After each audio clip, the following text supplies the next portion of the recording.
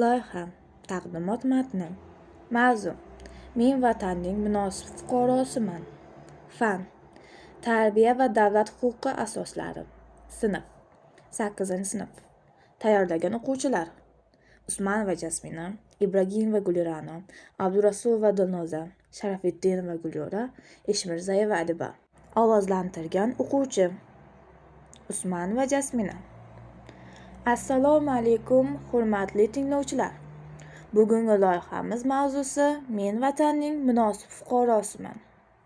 Ushbu loyiha orqali biz yosh avlodga vatanparvarlik, fuqarolik mas'uliyati, qonunlarga hurmat, ijtimoiy faollik va mustaqil fikrlash ko'nikmalarini shakllantirishni maqsad qilganmiz. Bizning asosiy maqsadimiz har bir yoshning o'z huquq va burchlarini anglab, O'zbekiston Respublikasining munosib fuqarosi bo'lib yetishiga hissa qo'shishdir.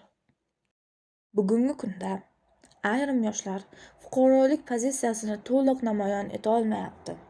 Ular o'z huquq va burchlarini yetarlicha bilmasligi yoki ularga befarqlik bilan qarashi natijasida jamiyat hayotida faol ishtirok etmayapti. Shu sababli biz quyidagi savollar ustida tadqiqot olib bordik. 1. Nima uchun ayrim yoshlar jamiyatda faol fuqarolik pozitsiyasini egallamayapti? 2.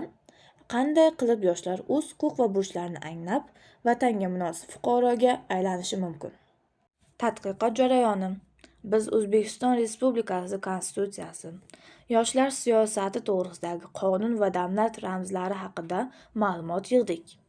Mahallamiz va maktabimizda fuqarolik mas'uliyati bilan bog'liq holatlar, yoshlarning ijtimoiy faolligi haqida suhbatlar o'tkazdik.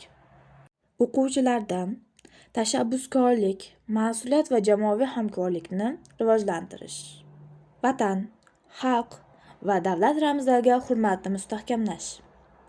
Maktabda Men faol fuqaro nomli burchak tashkil etish. Natija: biz ushbu loyiha orqali shunday xulosaga keldik. Har bir inson, ayniqsa yoshlar, o'z mamlakati ravnaqi uchun mas'uldir. Konstitutsiyani bilish, qonunlarga amal qilish, atrofdagilarga hurmat bilan munosabatda bo'lish bu haqiqiy fuqarolik belgilaridir. Men o'zimni O'zbekiston Respublikasining munosib fuqarosi deb bilaman. Men vatanimni sevaman, uning qonunlariga amal qilaman va yurt ravnaqi uchun harakat qilaman. Demak, xulosa shundaki, vatanga sadoqatli, qonunlarga hurmat bilan qaraydigan, o'z huquq va burchlarini biladigan yoshlar bu mamlakatning kelajagi demakdir. Shuning uchun bizning burchimiz bilimli, faol, mas'uliyatli va vatanparvar fuqaro bo'lishdir. Vaqtingizni ajratganingiz uchun rahmat.